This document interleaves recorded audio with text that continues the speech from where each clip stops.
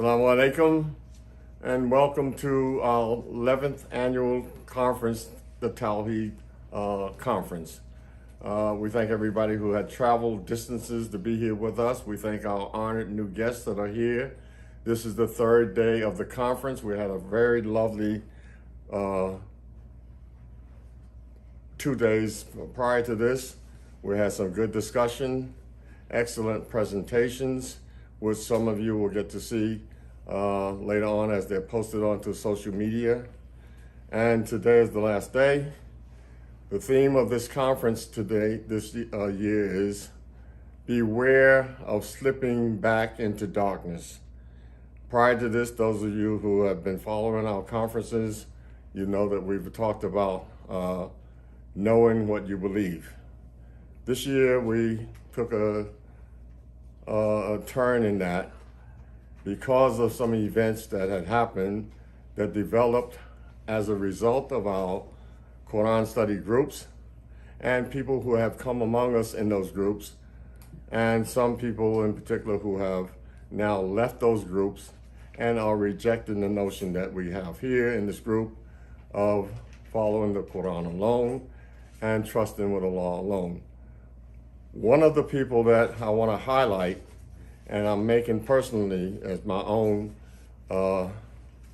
idea, is a brother named Jake Brancatella. Now this brother Jake Brancatella, you know him now as the Muslim metaphysician. I'm going to label him the Muslim metamorphosis, the person who has made such a great backwards and miraculous type change that he's unrecognizable to what he was prior to this. And I'm not just going to be doing that out of spite or some envy or some malice of intent, because he chose to point me out as one of the people who they are now naming and labeling a Quranist. People who follow the Quran alone, and which I reject that title, that label.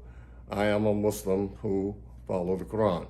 Now I'm going to play a clip of his calling me out in that position, and so I feel right to call him out.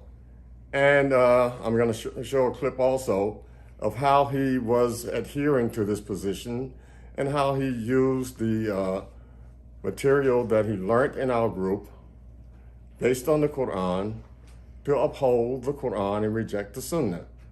Following that, I'll show another clip where he, based on conjecture and lack of evidence, turned away from the evidence that he had, solid evidence of the Quran, and now practice Sunni Islam, which is a form of shirk in my belief. So without further ado, let me get into that. So the topic this year is beware of slipping back into darkness.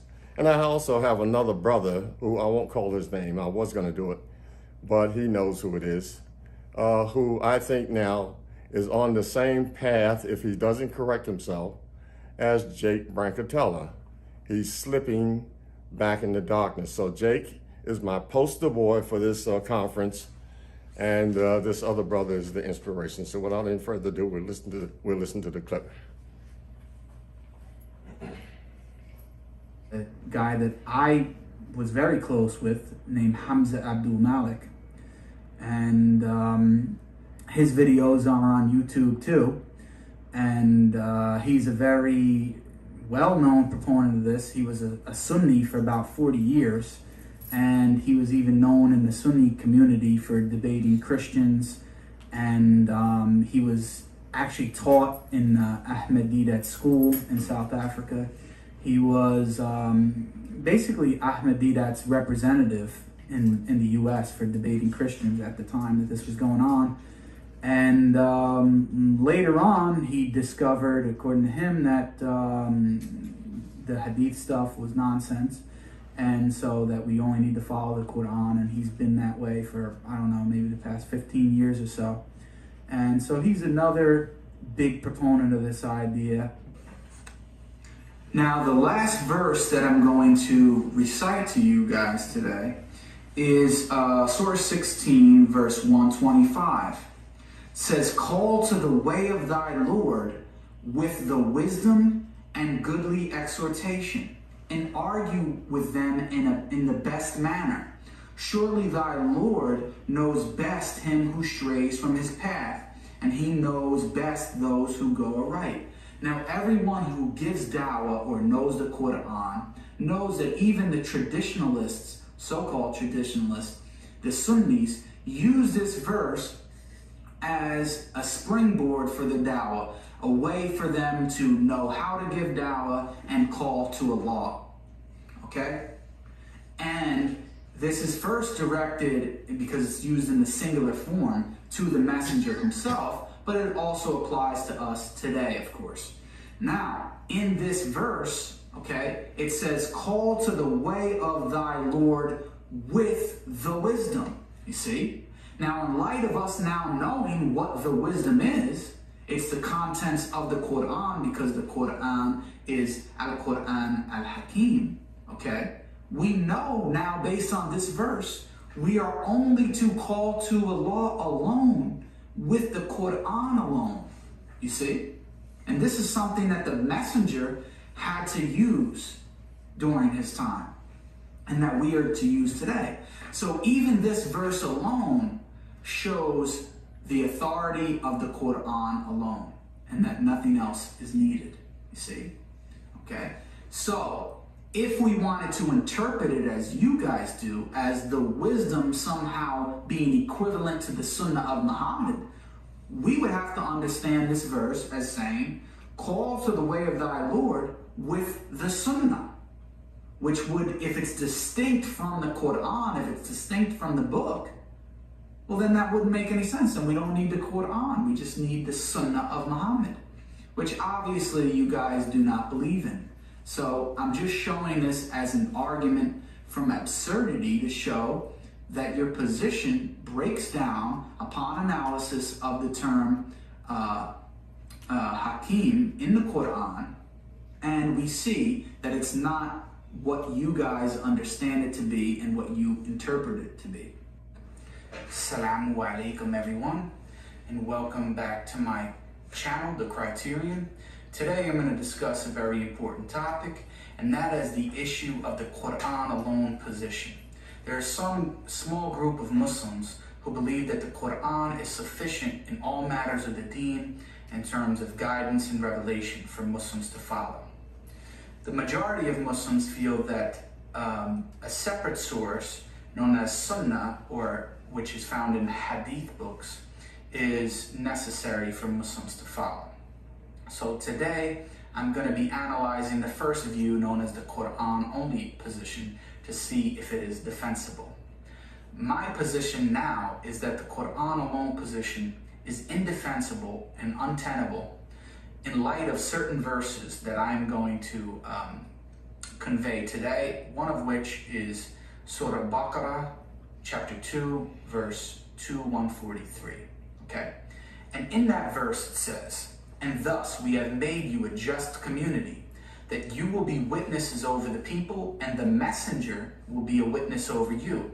And we did not make the kiblah, which you used to face, except that we might make evident who would follow the messenger from who would turn back on his heels.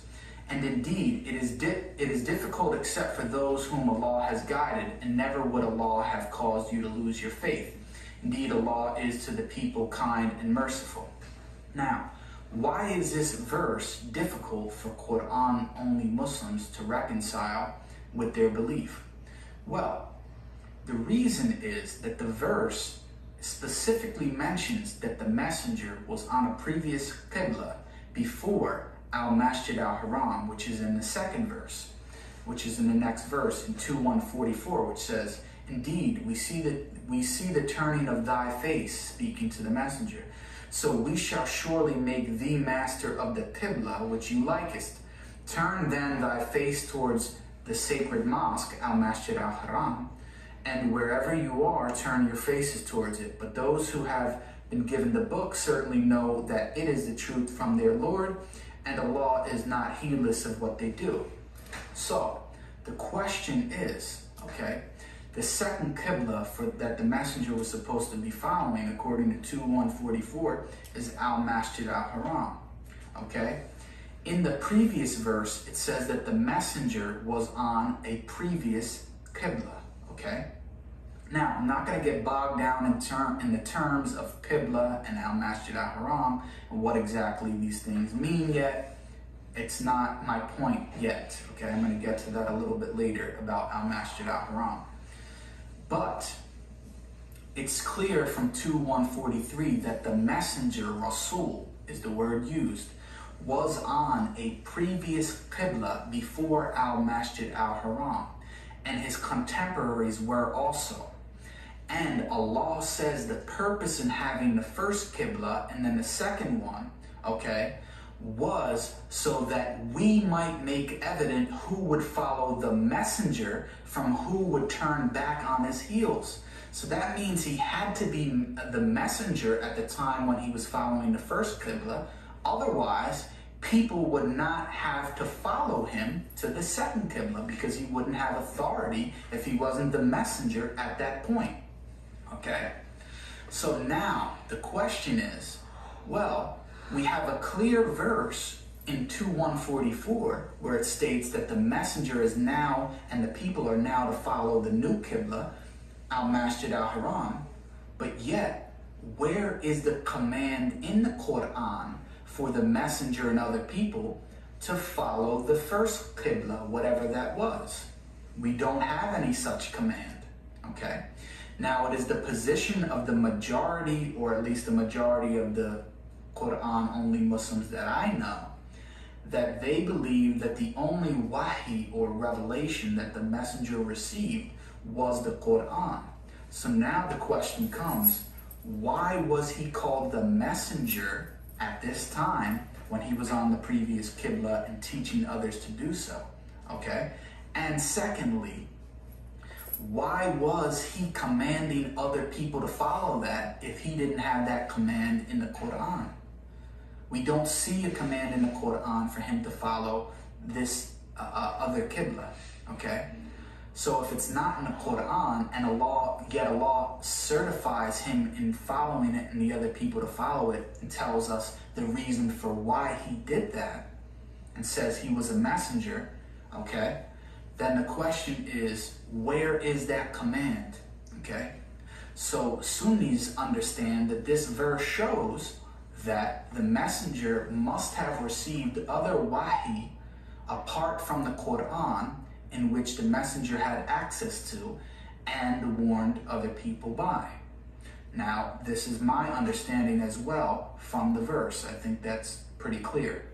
Okay, now I'm going to step up to the whiteboard because I have a diagram regarding this question of whether or not the messenger received wahi apart from the Quran. Okay? So,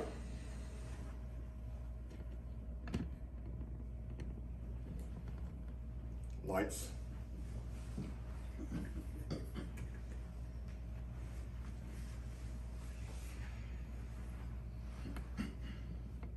Are we rolling? Okay, there we have it.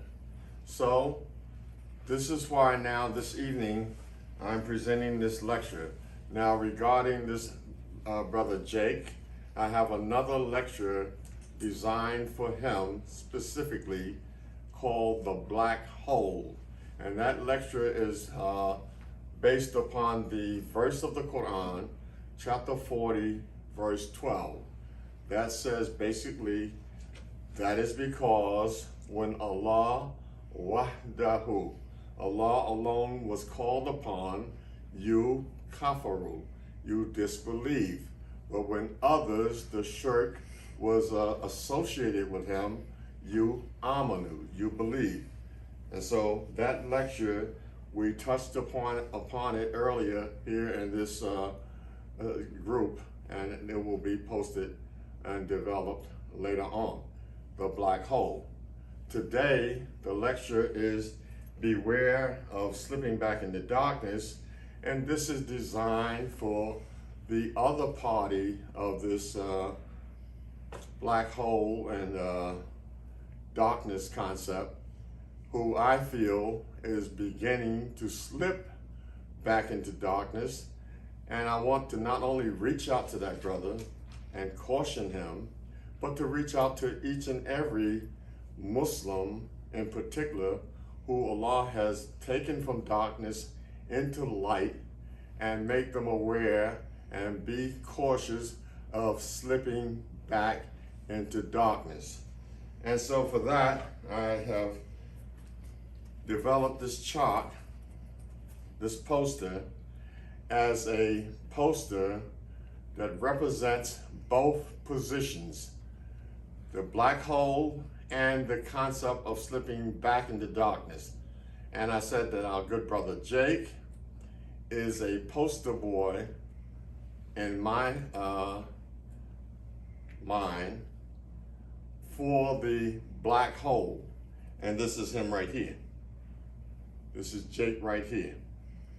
This is him. You can't see him, his picture, because he's in the black hole. So that's him. He's in the black hole. For the other brother, we don't have his picture also, but this represents him here. He's beginning to slip back into the black hole. And so this represents him. And so we want to be having him cautious of that. We'll develop this kind of thing later. I know it seems like some little child's play or some kind of nonsense, but it's what it is. It has a little humor to it perhaps, but it's a very serious matter. Now, also, this poster deals with the verse that I'm going to be using called Surah Al-Asr. Well, us, innal insana lafi khusr illa alladhina amanu wa amilu salihat wa tawassaw bil haqq wa tawassaw bis sabr. Chapter 103 of the Quran, verses 1 to 3. Now, it's called The Time. And again, let me thank everybody for coming here today.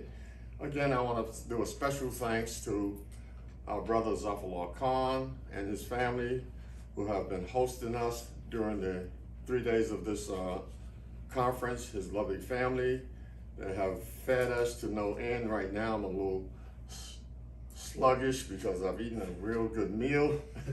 I've been eating these meals every day, and everybody is so pleased with the hospitality that we're getting. So we want to do a special thanks for him and his family, and we have some guests that traveled here with us today to come and visit us. And these people seem to be such a beautiful family. It's something that I haven't witnessed in all the 50-some years of my being Muslim and traveling different parts of the world as much as I have traveled. I've never seen in one place at one time 2 generations of 3-generation Quran followers alone, believing in Allah alone under one roof. I have witnessed that today. And so I thank Allah for that experience. I don't know if I'll be able to see it again. So now, Asr, the time. The time. The central contention of the Quran is that man, by reason of being a man is engaged. This man, by being a man, he's engaged in what? A losing transaction. His vigor, his vitality, and his physical powers. Once you come into the world and you become an adult man, you are losing. You come into the world, you're losing. You lose your vigor, your vitality, and your physical powers. And chapter 103, verse 1 to 3, by the time, surely mankind is at loss, except those who believe and do righteous deeds and exhort one another to truth and exhort one another to patience. So the only way you can escape the apparent and inherent loss that you will incur by the token of time, which we see here, that time is here, time will take you here, and time can take you here. It depends on how you utilize time. Man is at loss. You have to enjoin one another with al-haq, the truth, and enjoin one another with patience. Patient doesn't mean here to be patient and, well, let me be patient, just stand around and wait. No, patient means to persevere with patience. Don't be angry, don't be proud, don't be revengeful or whatever, and persevering towards right conduct. So that's what patience is, to persevere with a sense of purpose. Now, beware of slipping back into darkness. Let's also beware of darkness. And again, when I said beware, I could have chosen to say be aware. I could have chosen be aware, and I could have chosen to have said beware, which I did choose.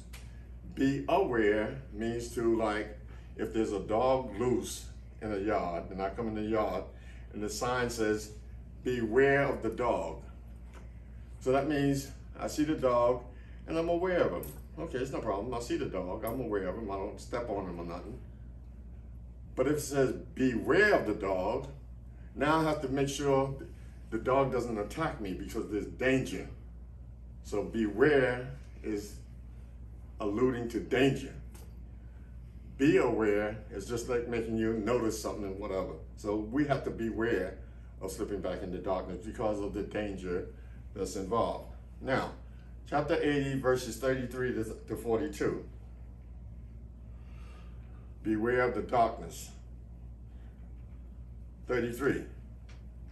But when the deafening blast cry comes, the day when a man will flee from his brother and his mother and his father and his wife and his children. This is a terrible day. The day when the deafening blast comes, the cry comes out. The day when a man will flee from his brother, from his mother, from his father, from his wife, from his children. Every man of them that day will have concern enough to make him indifferent to others. In other words, I'm not caring about nobody else, just myself. Faces on that day will be bright, laughing, rejoicing at good news. And faces on that day will have dust on them, darkness covering them. Those are the disbelievers, the wicked ones. So you have to be aware of that day of darkness. Now, chapter 2, verse 257. Chapter 2, verse 257. This is what this poster represents here. Allah is the friend of those who believe. He brings them out of darkness into light. And those who disbelieve, their friends are the devil, who takes them out of light into darkness. They are the companions of the fire. Allah brings you out of darkness into light, light meaning the truth. The word light in the Quran is nur, and that word, grammatically rooted, is singular. So that means the source of light and guidance is one source, singular. But the word for darkness is dhulamat, and that word is plural. That means that the darkness that you are involved in is multifaceted. It could be any kind of thing. A lot of darkness, only one source of guidance for the light. Now, as a sidebar, chapter 43, verse 36 to 37. And whoever turns himself away from the remembrance of the beneficent will appoint for him a devil. So he is his associate. And surely they hinder them from the right path, and they think that they are rightly guided. Whoever turns himself away from the remembrance of Allah will appoint for him, as your companion, walking with you, traveling with you daily, a devil. They hinder you from the right path, and at the same time, you are thinking that you are rightly guided. A message sent down, chapter 65, verse 10 to 11. Beware of slipping back into darkness. The Arabs are warned. Allah has prepared for them a severe chastisement, so keep your duty to Allah, O men of understanding who believe. Allah has indeed sent down to you a reminder. What? A messenger who recites to you clear messages of Allah, so that he may bring you forth from those who believe, bring them forth from darkness into light. Allah has sent down to you a messenger who recites to you the clear messages of Allah. He's reciting to you the clear messages of Allah. That's what it is. He's not reciting to you any other source. No hadith. He's not rehearsing to you any sunnah. It's only one source. And what is that source to do? That he may bring you forth, those who believe, and do good deeds from darkness into light. Now, just as another note, we know that this messenger, this source, is sent down. However, Muhammad was raised up. I'm not going to get into that. I don't want to kill too much time. I promise to try to make this short and sweet. But keep that in mind, that Muhammad in chapter 2, verse 151, and was raised up, not sent down. Now, one more verse, let me quote, chapter 14, verse 1. A book which we have revealed, we have sent down, that thou mayest bring his people, mankind, by their Lord's permission from darkness into light, to the way of the mighty, the praised one. Now, in chapter 42, verse 53, we talk about the path of Allah, Surah Al-Asr. And chapter 6, verse 127, we talk about the path of thy Lord, Surah Al-Rabbika. And in chapter 11, verse 66, surely my Lord is upon a Surah Al-Mustaqim. So all of this Surah business here is singular. There's only one path. It's singular. There's no dual path. There's no dual light. There's no dual guidance. Now, beware. Chapter 11, verse 110 to 115. Beware. And certainly we gave the book to Moses, but differences arose therein. We gave the book to Moses, and in that book, differences arose. Remember, Allah talks about those who write the book with their own hands and said it's from Allah. And had not a word gone forth from thy Lord, the matter would have been decided between them, and they are surely in dispute and doubt about it. Verse 111. And thy Lord will surely pay back to all their deeds in full. Indeed, he is aware of what they do. Verse 112. Continue then in the right way. Now, we talked about this verse earlier where it says, Fastakimu. In other words, when you're standing talking to Allah about Ihdina Siratal Mustaqim, Allah has told you, in terms of the messenger, that we have guided you to the Siratal Mustaqim. We've guided you there already. Now he's telling you to continue in that way. Why would he tell you to continue in the right way and you still asking to be guided to the right way? It doesn't make sense. So that ritual prayer that you're doing every day, reciting the Fatiha 17 times or more a day, is just redundancy, it's lunacy, it's silly season. And we talked about that before. So now, continue in the right way as thou art commanded, as also those who turn with thee, and be not inordinate, surely Allah see what you do. Verse 113. And incline not to those who do wrong. You see, is I'll beware. Don't incline to those people who do wrong, lest the fire touches you. You want to incline to them, you opening your door up, you open yourself up for the fire to touch you. Don't incline to those people who do wrong. And you have no protector besides Allah, then you will not be helped. And Akimi Salah, at the two ends of the day and the first hours of the night, surely good deeds take away evil deeds. This is a reminder for the mindful. Now, of course, some people are going to look at this and say, oh, look at him. He didn't want to say, keep up prayer. He said, Akimi Salah. He's trying to dodge that bullet. Now, we know that's silly season. Just go to YouTube and look at my lecture on the Quranic concept of Salah. And plus, I'll be coming back at this soon. I'm coming back at that Salah with a vengeance. So I'm just being nice now and get away. Don't get too happy because you'll regret it later. Now, 115. And be patient. Surely Allah wastes not the reward of the doers of good. Now, words matter. We said beware. Words matter. Definition. I just gave it to you a few minutes ago. Let's go with it. I jumped ahead of myself. Beware means to be cautious and alert to danger. Be aware means to have knowledge or perception of a fact. Beware indicates danger, as beware merely calls attention to something.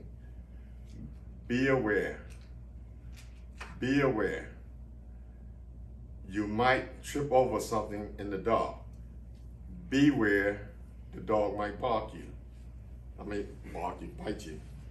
He might bark you too if you're not careful. It depends on what kind of dog it is. So now look. So now the dictionary word for beware, hadhira.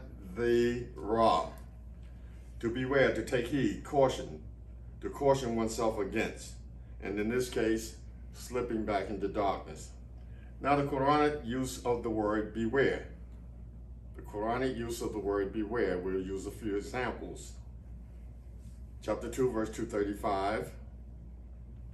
And there's no blame on you respecting that which you speak indirectly and asking of women in marriage, or keep your proposal concealed within your minds. There's no problem with this. Allah knows that you will have them in your minds. But give them not a promise in secret unless you speak in a lawful manner.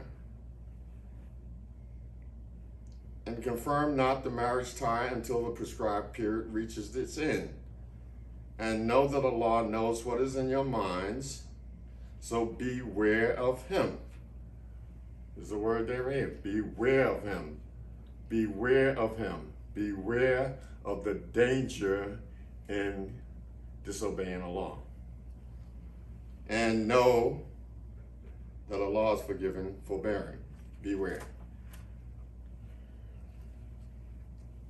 Chapter 5, verse 41 to 42. And we'll go to 49 and 59 as well. O Messenger, let not those grieve you who hasten to disbelieve. Don't let them grieve you. Those from among you, those who say with their mouths, we believe, and in their hearts they believe not. Don't let them bother you. And those from among those who say that they are Jews. They are listeners for the sake of a lie, listeners for one another, people who have not come to thee. They're listening for them. They're like spies. They come among you and they listen and they go back. What are they talking about? Well, they're talking about this hadith and sunnah and stuff is not valid and all that stuff for law. So they alter the words of Allah after they are put in their places, saying, if you are given this, take it. And if you are not given this, be cautious. Be aware. And he for whom Allah intends temptation, thou controlleth naught for him against Allah. Those are they whose hearts Allah intends not to purify. For them is disgrace in this world, and for them is a grievous chastisement in the hereafter. Verse 42. What are they? Listeners for the sake of a lie. They're listening to catch you in some kind of lie or something. Devourers of forbidden things. So if they come to thee, judge them or turn away from them. They cannot harm thee at all. If thou judge them, judge between them with equity. Surely Allah loves the equitable. 49. And that thou shouldest judge between them with what Allah has sent down, and follow not their low desires, and be cautious. Here we are, beware of them, lest they seduce thee from part of that which Allah has given you. Be cautious of them, lest they seduce you from a part of what Allah has given you, has sent down to you. Then if they turn away, know that Allah desires to afflict them for some of their sins, and surely many of the people are transgressors. Verse 59, say, O people of the book, do you find fault with us for aught except that we say we believe in Allah alone and in that which He has sent down to us? We say that to our Sunni Muslim brothers. You want to find fault with us? You want to call us Quraniyun, Quranists, Hadith rejectors? Something for what reason? That we trust in what Allah and Allah alone and that which He has sent down to us and that which He has sent down before, while most of you are transgressors. That's what you are, and you got time to fool around with us like that, and you're transgressors. Now, let's get one thing perfectly clear. I want us to understand this completely. Nazala, sent down. Chapter 2, verse 185. The month of Ramadan is that in which the Quran was sent down, a guidance for mankind and clear proofs of the guidance and the criterion. You should exalt the greatness of Allah for having guided you. I'm just going past some things. You should exalt the greatness of Allah for having guided you, and that you may give thanks. So the month of Ramadan is the month in which the Quran was sent down. It was sent down and clear proofs of the guidance, and it was the Furqan, the distinguisher, the detailer, and you should be grateful to Allah for having guided you. Chapter 5, verse 67, O Messenger, deliver that which has been sent down to thee from thy Lord, and if you do it not, thou hast not delivered His message. And Allah will protect you from the people. Surely Allah God not the disbelieving people. Beware of slipping back into darkness. Now, Anzala, that's sent down. Chapter 7, verse 2 to 3.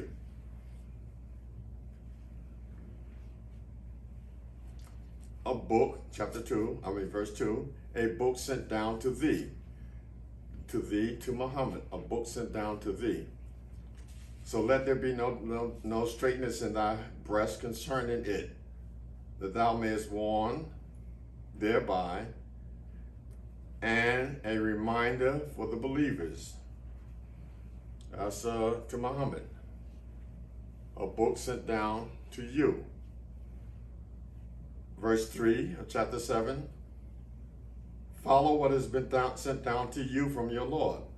That's talking to us. The first verse talking to Muhammad, a book sent down to you.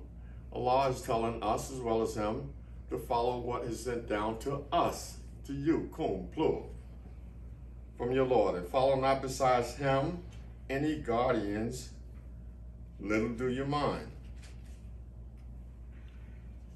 Now about the warning and the warner. Chapter 21, verse 45. Say, I warn you only by revelation. Only by revelation. I warn you only by revelation. And the deaf hear not the call when they are warned. Chapter 36, verse 69 to 70. This is naught but a reminder and a clear Quran. 70, what? To warn him who would have life, and that the speech may prove true against the disbelievers, against the kafirun. So here, this Quran is nothing but a reminder. And a clear Quran is a clear Quran to do what? To warn him who would have life. If you want to have life, if you want to have what is called salvation, if you want to be successful, then this Quran is the thing that will make that happen for you. We know that in chapter 6, verse 19, the prophet had called Allah, the messenger, to bear witness to what he was going to say regarding the warning with the Quran, that this Quran has been revealed to me, that with it I may warn you and whomever it reaches. So, to warn him who would have life, and that the speech may prove true against the disbelievers. Chapter 46, verse 12. And before it, before this Quran, was the book of Moses, a guide and a mercy, and this is a book verifying it in the Arabic language, that it alone, it, may warn those who do wrong, and good news for the believers, the doers of good. Chapter 38, verse 65 to 70. 65, say, I am only a warner, and there is no God but God, but Allah, the one, the subduer. Only this is revealed to me that what? I'm only a plain warner. Now, chapter 47, verse 20, talking about what is sent down. And those who believe say, why is not a surah sent down? But when a decisive surah is sent down, and fighting is mentioned therein, thou seest those in whose hearts is the disease look to thee with the look of fainting at death. So woe to them. Now here's something you just want to pick up as a sidebar. It says, when a decisive surah is sent down, that means a muhkam surah. So what surah in the Quran can we right away identify as a muhkam surah, not a muhkam verse? That is chapter 9 of the Quran. That's a surah in which fighting is required. That fighting, killing, and slaughter, death, and whatever it might be, is a muhkam surah. So let's keep that in mind as a sidebar. Chapter 2, verse 23. And if you are in doubt as to that which we have sent down to our servant, then produce a surah like it, and call your helpers besides Allah if you are truthful. So now, like our good brother Jake was talking earlier on the tape about something revealed to the messenger other than the Quran. So he didn't know what it was. He's only guessing, so he jumped ship out of the Quran, threw the Quran under the bus, based on that conjecture that he didn't know. Well, he should have read this verse, chapter 2, verse 23, where it said that if you are in doubt about that which we have sent down to our servant, then produce a what? A surah like it. That means what was sent down is surahs. Now he got something other than the surahs of the Quran, some other surahs like it. You mean the hadith is surahs like it? The seerah is surahs like it? What kind of lunacy is that? Now, so he's forever stuck with that. He can't take that back. He didn't know, and there's no surahs like that. He just jumped into a black hole. He's there now. He has to kind of exit on the other side or find a way to ask Allah to relieve him, get him out of that black hole. And everybody else who's in it, or those people who will slip into it, make sure that they don't confuse these second source things and make them as surahs, because that's the only thing that was sent down to the messenger, surahs. If you're in doubt about that which we have sent down to our servant, produce a surah like it, and call your helpers besides Allah if you are truthful. Only surahs were sent down. Again, talking about what is sent down, chapter 13, verse 19.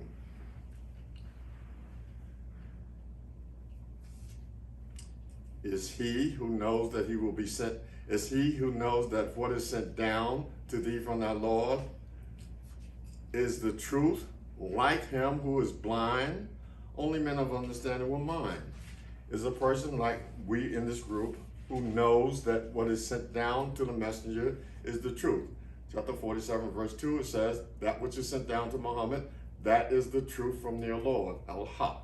So we who know that is the truth, like the person who is blind, who think, well, brother, he must have got some second revelation. It must be Hadith and Sunnah, Shira, Tafsir, gibberish, some Hadith of gibberish, some Kuli gibberish. What kind of foolishness is that? There's no surahs. We know what is sent down. We know that it's surahs. Chapter 39, verse 55. And follow the best of that which is sent down. sent down to you from your Lord before chastisement comes to you all of a sudden, while you perceive not. Get on board. Do what you got to do before some chastisement show up on you, and you don't know it's right on your tail. It's right on you while you perceive it not. Do it now. Stop doing with your foolishness and do it now. But you can wait. No problem. Now, we know that Allah says He created the man and jinn to serve Him. وَمَا خَلَقْتُ الْجِنَّ وَالْإِنسَ إِلَّا لِيَعْبُدُونَ. The jinn seem to get things right at some point. In chapter 46, verse 30, the jinn, they said, "O our people, we have heard a book sent down after Moses, verifying that which is before it, guiding to the truth and to a straight path." These are the jinn. They got more sense than these Sunni Muslims. The jinn. They said, the jinn. They said, "O our people, we have heard a book sent down after Moses." We heard that. What is guiding to the truth, al-haq, and to the Surah Al-Mustaqim. You let the jinn outsmart you on this one. The jinn, they got sense enough to know. You talk about stuff a lot, the jinn. The jinn got sense enough to know that. You don't know. Beware continues, chapter 63, verse 1 to 4. The hypocrites. Beware of slipping back into darkness. The hypocrites. Chapter 63, verse 1 to 4. When the hypocrites come to thee, they say, "We bear witness that thou art indeed the messenger of Allah." The hypocrites. We bear witness that thou art indeed the messenger of Allah. And Allah knows that thou art indeed His messenger, and Allah bears witness that the hypocrites are liars. Verse 2. They take shelter under their oaths, thus turning men away from Allah's way. Surely evil is that which they do. The hypocrites. Is our word. That is because. We talked about it this morning. That is because they believe, they believe and then disbelieve. They believe and then disbelieve. Sounds familiar? Our good brother Jake. He believed and then disbelieved. He's in that category of a hypocrite now because he's claiming still that he somehow believes, but he's bringing in hadith and sunnah and all that. The disbelief. So he's a hypocrite. He's in the middle. That's what Allah called him. I'm not calling him that. That's what he's identified by the Quran. Now, if I'm wrong, it's no problem. He can correct me. Somebody can correct me. I'll be corrected. Or on the day of judgment, Allah will straighten me out. But that's what I see at this point. That's what I see. And if I see differently, I will publicly, just like I'm talking now, admit that I was mistaken. Publicly, that's like I'm doing now. I'll do that. No doubt about it. But right now, I don't see the possibility of that happening. Verse 4, chapter 63, verse 4. We said that is because they believed and disbelieved, and thus their hearts are sealed, so they understand not. Verse 4.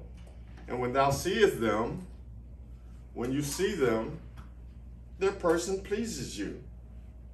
And if they speak, thou listen to their speech. They are like pieces of wood clad with garments. You know, you ever been in a farm or a farmer's place and you see the scarecrow out, and the scarecrow thing is a piece of wood. It's got a big hat on, clothes and stuff, and the birds are running from it. It's not a real person. It's a piece of wood clad in clothing. That's what these people are like.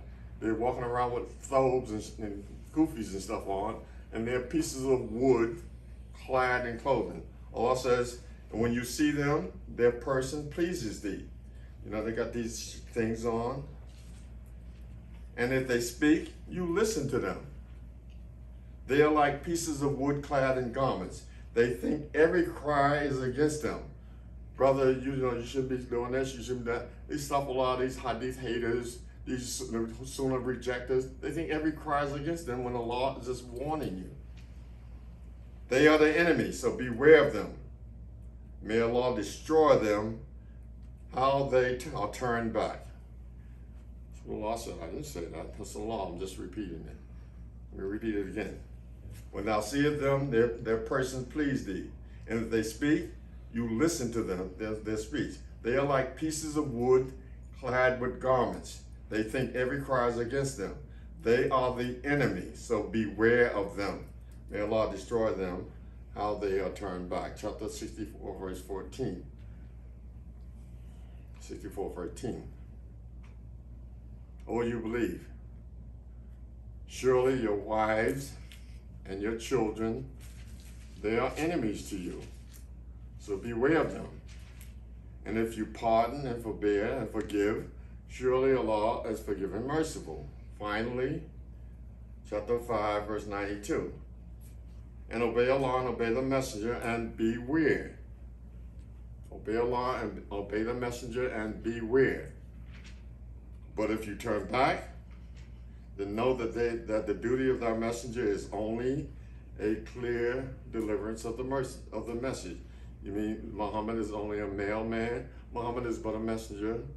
And the duty of our messenger is only what? A clear delivery of the message. Now this I'm calling the big slip. The big slip. And in this coloration I got here on the chart, I got it pink. It reminds me of the pink slip. You know, when you're working and you get a pink slip, that's a problem. You say, wow, I'm sorry, we have to let you go. This is the big slip. Beware of slipping back into darkness. This is the big slip, which will turn into a pink slip for you. Now, what is a pink slip? A notice of dismissal from employment. Chapter 2, verse 34 to 36. Chapter 2, verse 34 to 36. And when we said to the angels, be submissive to Adam, they submitted, but Iblis did not. He refused, and he was proud, and he was of the disbelievers. He was a kafir. And we said, O Adam, dwell thou and thy wife in the garden, and eat from it a plenteous food from wherever you wish. And approach not this tree, lest you be of the unjust, of the Zalimeen. But the devil made them slip. This is the big slip. This is the big slip, which turned into a pink slip. You see? They slipped, and then they got, oh, we have to lay you off. Excuse me. You're out of here. Get your stuff. Pack up. You're out. The devil made them slip. Slip from it and caused them to what? Depart from the state in which they were in. Chapter 3, verse 154 to 157. We have to beware now of slipping back into darkness, because this is what the shaitan is going to cause us to do. If we follow the footsteps of shaitan, we're going to get our big slip here. We're going to make a big slip, and will result in our pink slip, and we're going to go sliding on that sliding scale back into darkness. Chapter 3, verse 154 to 157. Those of you who turn back on the day when the two armies met, only the devil sought to cause them to make a slip on account of some deeds that they had done.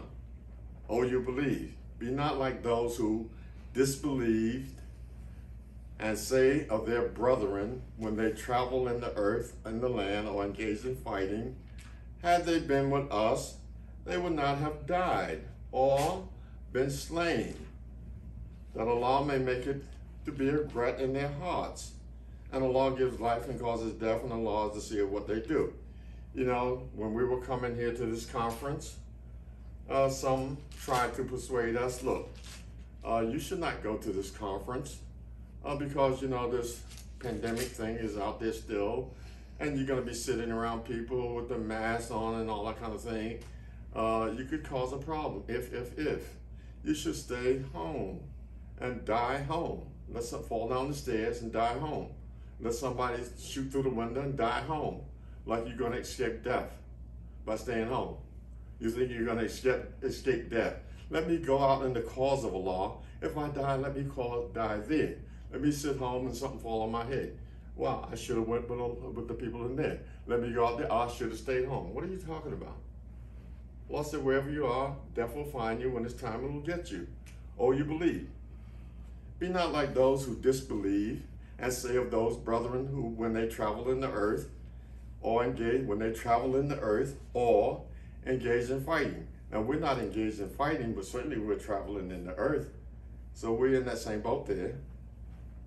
You say to them, had they been with us, they would not have died or been slain. Look at that. They would not have died. You caught something and died, or somebody killed you. You see, you would not have died. What you died from? I caught something and died, or was slain. What happened? I got out there and the guy hit the car and I jumped out and fighting and the guys killed me. Neither one of those would have happened, you see, had you been with us. And Allah gives life and He causes death. And Allah is the seer of what you do. Nobody can take your life. Nobody can give you life. Allah does that. And Allah said, by the way, let me just remind you, in chapter verse 156, and if you are slain in Allah's way, or die. Look how Allah is mincing these words here. If you're slain in Allah's way, fighting and doing that, we don't have to do that. They did back there, perhaps they established the deen. Or you just die, you know. Well, I had a heart attack, I had a stroke, you know, I ate too much and choked. You know, one of those samosas went down the wrong pipe and they couldn't get it out choked, so I died. So Allah said, if you're slain or you die. If you die or slain, to Allah you are gathered back. If you're slain in Allah's way or die, sure Allah's protector, and He's and His mercy is better than what you amass. You see, June 8, looking at this, you see how you crossing these verses up. I can read it there, see what you're doing. Chapter 3, verse 156. If you are slain in Allah's way or die, surely Allah's protection and His mercy is better than what you amass. 157. And if you die or slain, to Allah you are gathered. What are you talking about? What's the problem? Why are you trying to be staying home and scared that something's going to happen to you in Allah's way? What are you talking about? You want to sit home, and whose way are you sitting on? When you're invited to Allah's way and you want to sit home, whose way is that? You can't be going to Allah's way and you reject that and sit home in Allah's way. How many ways does Allah got? One going this way and one going that way? No. One is going to be the devil's way. He's going to call you that. You're invited here, the devil's calling you here. So that's just some confusion in our mind. And Shaitan puts that thought in our mind. Chapter 2, verse 204 and 207 to 209. 204. And of men is he whose speech about the life of this world pleases thee. And he calls Allah to witness of that which is in his heart. Yet he is the most violent of adversaries. And again, of men is he who sells himself to seek the pleasure of Allah. Look at this. Two types of men. One type of man is the man whose speech of the life of this world pleases you, you see? Yet he is the most violent of people, you see? He calls Allah to witness what is in his heart. Yet he's a liar and a thug and a mischief maker. There's another kind of man.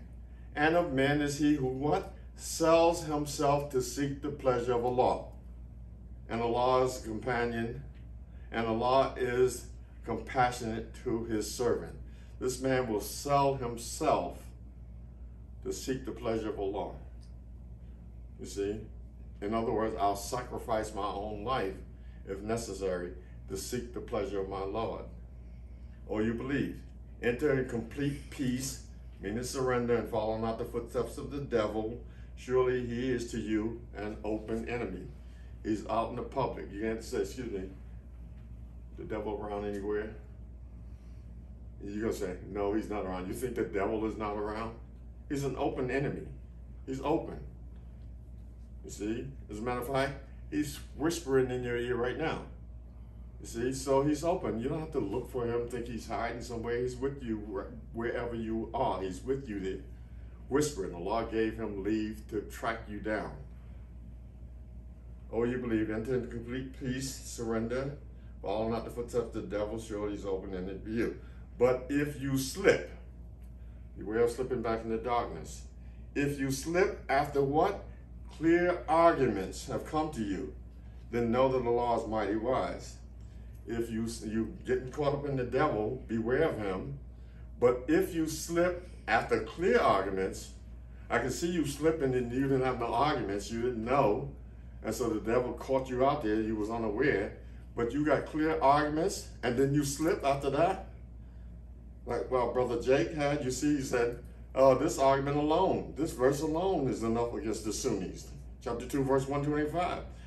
After marshaling a whole slew of Quranic verses in that lecture, which is now on YouTube, the wisdom argument, after marshaling all those Quranic verses, clear arguments, yet he slipped and turned back into darkness after clear arguments had come to him.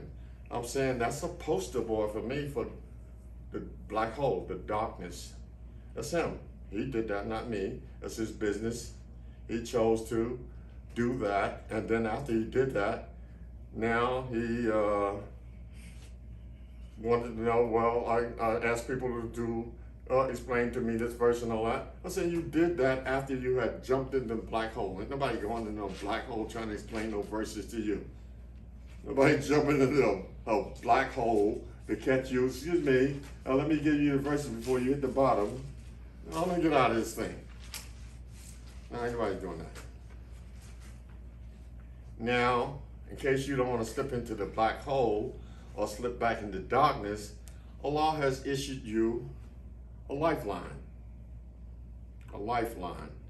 If you grab that lifeline and hold on to that, you will not slip back into darkness. You will not slip into darkness.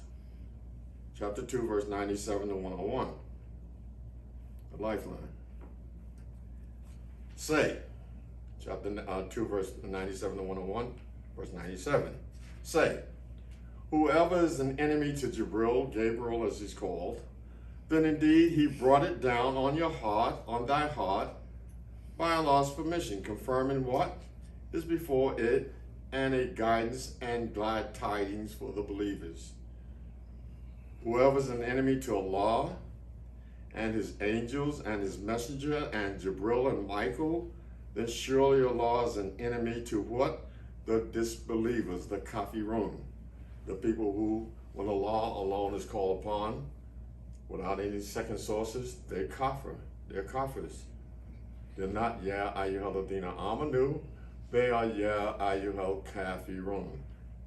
They're kafirs because they don't like Allah alone, chapter 40, verse 12. When Allah alone was called upon, they become kafirs. But when shirk is added to that, they become believers. This is the Sunni Muslim world with their second shahada and all their second source materials. That's what it is. Allah calls them kafirs. Ya ayyuhal kafirun. That's waiting for you in the black hole argument. But you can get a taste of it now so you can start trying to get up out of that if you like. Be prepared for what's coming, more of it. Well, that's what it is. You're kafirs. All you Sunni Muslims and Shiite and any second source people on the planet Earth, whether you be Jews, Christians, Hindus, Buddhists, whoever, second sorcerers, not flying saucers, second sorcerers, are kafirs according to your Creator. Now, whoever's an enemy to Jibril, whoever's an enemy to Allah and his angels and the messengers and Jibril and Michael, then surely Allah is an enemy to the disbelievers. And we have indeed revealed to thee clear verses, and none disbelieve in them except the defiantly disobedient, the fasikun. Verse 100 rather. Is it that whenever they make a covenant, a party of them cast it aside, nay, most of them have no faith. And when there come to them a messenger from Allah verifying that which they have, a party of those who were given the book threw the book of Allah behind their backs, as if they knew nothing. They threw what? The Kitab Allah. Can you imagine now? Allah is using the Kitab Allah. He's not saying the book, so you can say, What book? The Injil, the Torah? It's not the real Injil. It's not the Torah. What book? Allah said, no, the Kitab Allah. So I don't care what book it is. Allah calls it the Kitab Allah. Now, which one you know is not the Kitab Allah? Which one you say is not Kitab Allah? Allah calls Kitab Allah. So what do you call? You got this Quran? Is that Kitab Allah? Well, the message said, my people have made mahjur, and they hid you from the Quran. So you got there. You got caught there. You got. So you jammed. So you threw the book of Allah behind your back. Now, chapter 3, verse 100 to 102. Allah says, how can you disbelieve while you are recited the messages of Allah, and among you is his messenger? How is it that you're doing that? Allah saying, accusing you, that means you were doing it right then. And you're doing it now. How can you disbelieve when you're being recited the messengers of Allah? And in that case, at that time, and I would venture to say that right now we have the messenger among us, because the messenger is the message. So if I go to a bookstore and I find a Quran and I read it, that's a message. And where is that message embodied? In the message, the Quran. So that Quran is bearing the message, it's the messenger. I mean, take that as you will, whatever. Just let's take the message. If you don't like all the other talk, forget about that. The message. You see, how can you disbelieve while you are recited the messages of Allah? That's what we're doing right now. And that's what Jake did on that video. He recited the messages of Allah. Then he himself disbelieved. Not the people he was reciting it to. They disbelieved too, but we're not talking about that. We can see how that did it. How did you yourself disbelieve in the messages of Allah that you yourself was reciting? How'd you manage to do that? And among you is his messenger, and whoever holds firmly, is your lifeline, whoever holds firmly to Allah, he indeed is guided to a straight path, Surah Al-Asr. Whoever holds firmly to Allah. Excuse me, brother. How does one hold firmly to Allah? We don't see Allah. Allah's not a man. He's not in the person of a man. We're not followers of Elijah Muhammad. We're not Christians, Trinitarians, God in the person of a man. So if I could just touch the hem of his garment, it's not that. It's not Master Elijah Muhammad or somebody who's going to Assalamu alaikum, brother. It's not that. We can't hold fast to Allah like that. That's strange. So let's see if we can unravel that mystery. 101. Oh, you believe, keep your duty to Allah as it ought to be kept, and die not unless you are Muslims. Or die unless you're a Muslim. Verse 102. And hold firmly by the covenant of Allah altogether. Oh, I see this is making sense now. When it said before, hold fast to Allah, now it's saying hold fast to the covenant of Allah, which is called a rope, like a rope. Hold fast to the covenant of Allah, what? Altogether, and be not disunited, and remember Allah's favor to you. When you were enemies, then he united your hearts so that by his favor you became brethren. And you were on the brink of the pit of the fire. You were slipping back into darkness. You were almost in the black hole. And Allah snatched your behind up out of it. So with that rope that he threw down, look, grab it. Oh Allah, please send us a messenger so we can follow the messages. And you grabbed it. And so Allah roped you back up out of there. So Allah said you were on the brink of the pit of the fire. Then Allah saved you from it. Thus Allah makes clear to you his verses that you may be guided. Now, I guess I said it's getting better now, so we see what it is. Chapter 4, the lifeline. Chapter 4, verse 145 to 146, 175 to 176, 145, the hypocrites are surely in the lowest depths of the fire. The hypocrites, they're in the lowest depths of the fire. And thou will find no helper for them, except those who repent and amend themselves, and what?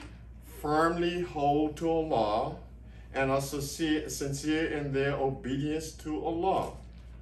Firmly hold to Allah, except you in the pit of the fire. You're right there now. It's just you waiting to die, and then you can experience it for real. Now we see we're here. We were certain. So except before you die, you turn back from that mess and turn back to Allah and are sincere in your obedience to Allah. These are with the believers. Now you join another party with them, and Allah will soon grant the believers a mighty reward. Chapter 4, verse 175. O people, mankind, a convincing proof has indeed come to you from your Lord, and we have sent down to you a clear light. A convincing proof, argument, hujjah, has come to you from your Lord, and we have sent down to you a clear light. Then as for those who believe in Allah and hold firmly by Him, by Him, that's a single source. He will admit them to His mercy and grace and guide them to Himself on the straight path. He will guide you to Himself, ila siratal mustaqim. Allah will guide you to where? To Himself on a straight path. If you hold fast by Him alone. There's no second source, materials that you have to hold fast to. In closing,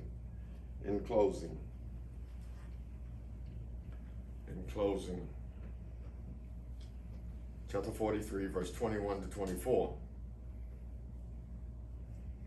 Or 21, chapter 43, verse 21. Or have we given them a book before this Quran, so that they are holding fast to it? You got another book that you want to hold fast to? We told you to hold fast to the rope of Allah, hold fast to the covenant of Allah, hold fast to Allah, hold fast by Him. Have you got another book that you hold fast to it? Yeah, you got Sahih Bukhari and all that. You're holding fast to that. You say the best speech is the speech of Allah, the best guidance is the guidance of Muhammad. So you got another book. Wow, look at that. How do you do that? And you're holding fast to that. Even though Allah says, then you associate gods who guide to the truth. 1035. Allah guides to the truth. Your duty, Muhammad, is not to guide. Chapter 2, verse 272. Your duty, what? Is not to guide, but Allah guides.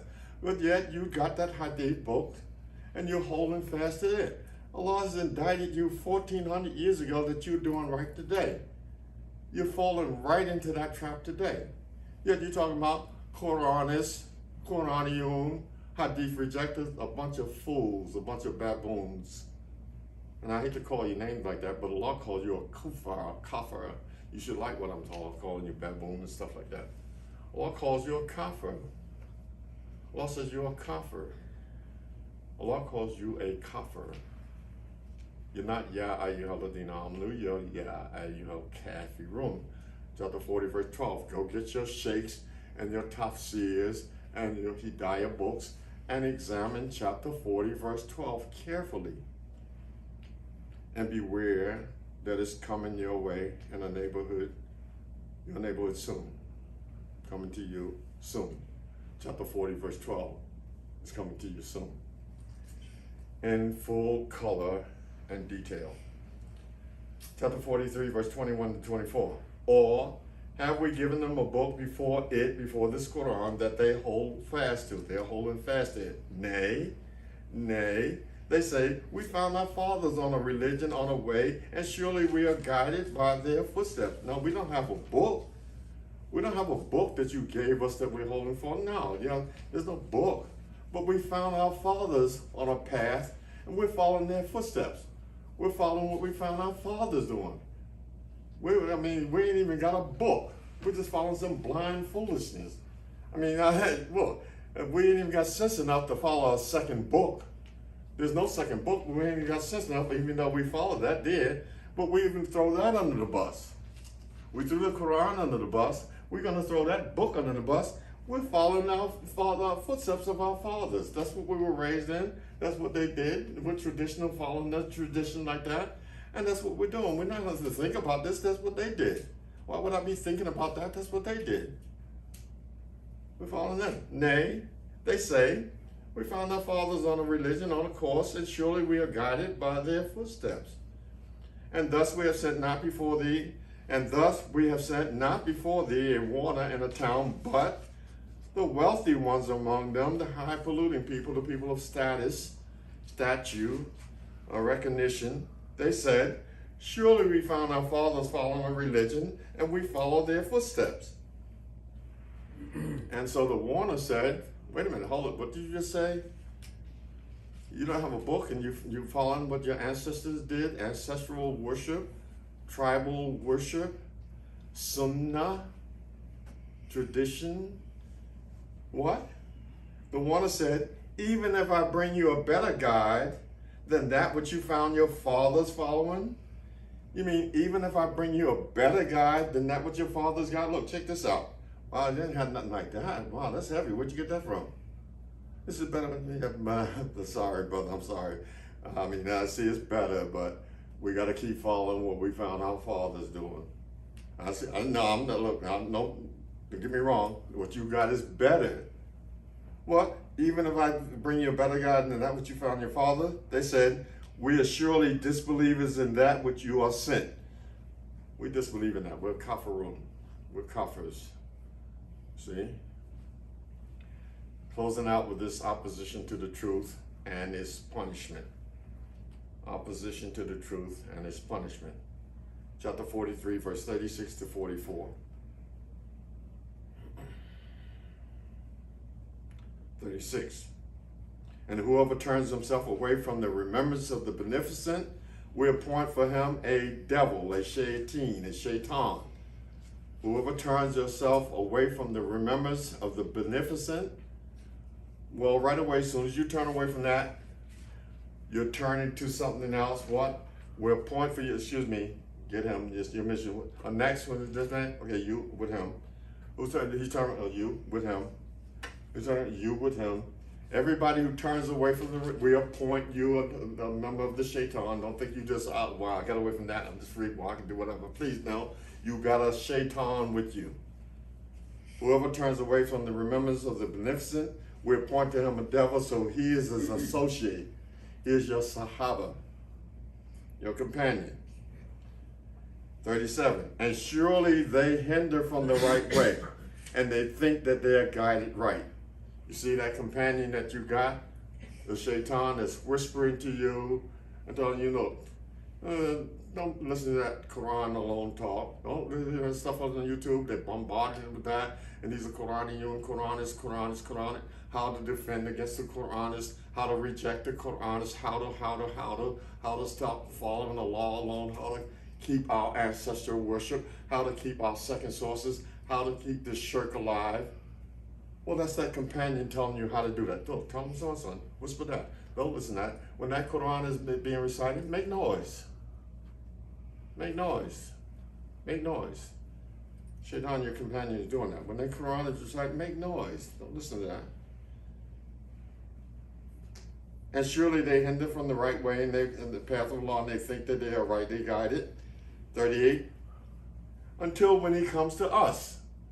All that stuff is going to stop now when you come. You don't think you're just going to keep doing that. You're going to be doing that, what? Until you come to us, until the day of judgment, until you stand on before Allah. Then Shaitan going to break out. Shaitan goes, oh, you dead? I'm out of here. I'm gone. I don't want nothing to do with that. When you push you for, you're on yourself. Well, you was with me all this time. Then could you help me? Not now, buddy. I'm sorry. I see what you don't see. Until they come to us, they say, oh, would that between me and thee there were the distance of the east and the west.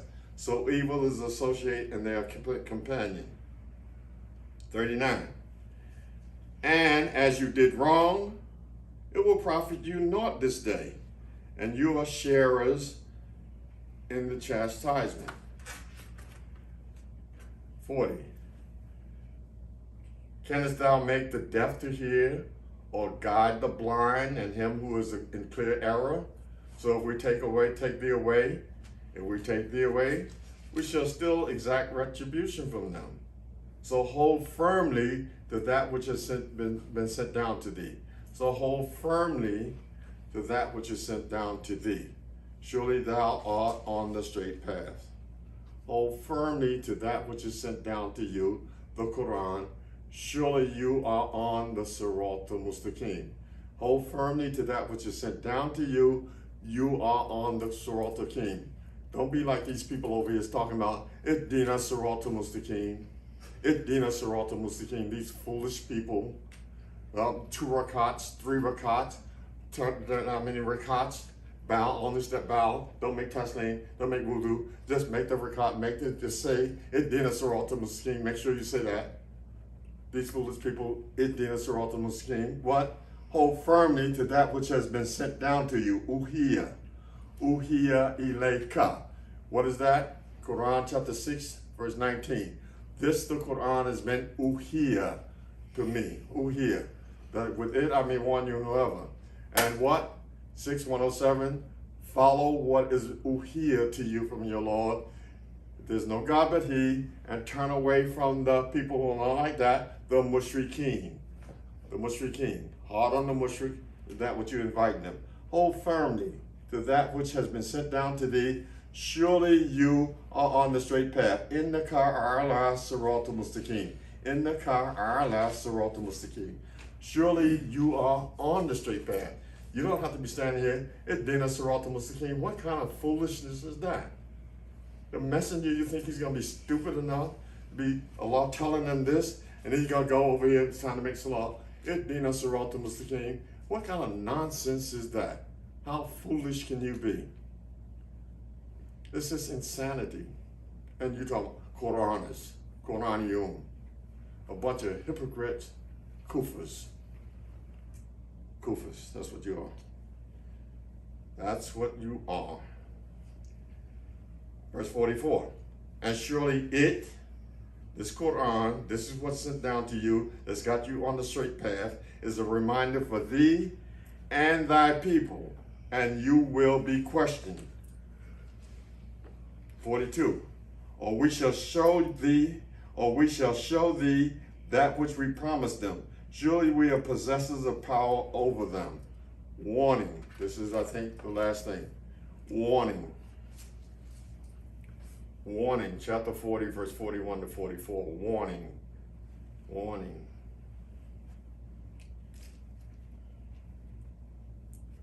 And oh my people, how is it that I call you to salvation and you call me to the fire? What kind of bargain is that?